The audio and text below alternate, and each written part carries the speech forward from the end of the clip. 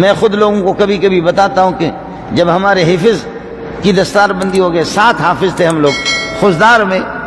ہماری دستار بندی ہو گئی، 7 حافظ تھے، تو 7واں میں تھا، 6 ایسے تھے کہ سب کے نئے کپڑے تھے اور میں ایسا بدبخت تھا کہ میرے پرانے کپڑے تھے۔ لیکن پٹھان لوگ کہتے ہیں کہ داسات بہم تیر شے،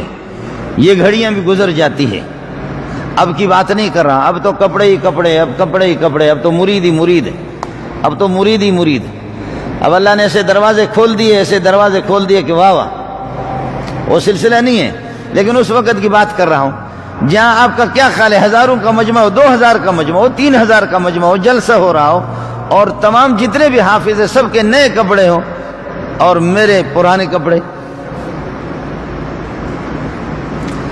جب دستار بندی ہو رہی تھی وہ بچے خوشیاں کر رہے تھے، ان کے عزیز و اقارب خوشیاں کر رہے تھے، میں خون کا آنسو اندر رو رہا تھا۔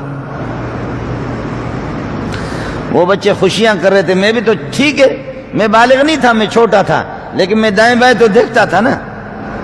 کہ سب کے نئے کپڑے ہیں، میرے کیوں نہیں ہیں۔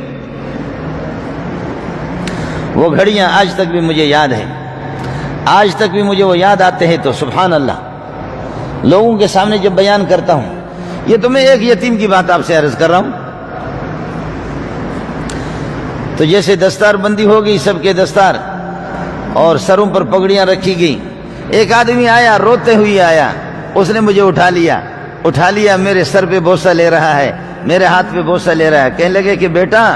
تیرے نئے کپڑے کیوں نہیں ہیں؟ میرے پاس جواب نہیں تھا، بیٹا تیرے کیوں نئے کپڑے نہیں ہیں؟ میں نے جواب نہیں دیا، پھر بیٹا آپ کے کیوں نئے کپڑے نہیں ہیں؟ تو میرے آنسو آ گئے، وہ بھی سمجھ گئے، میں نے کہا میں یتیم ہوں۔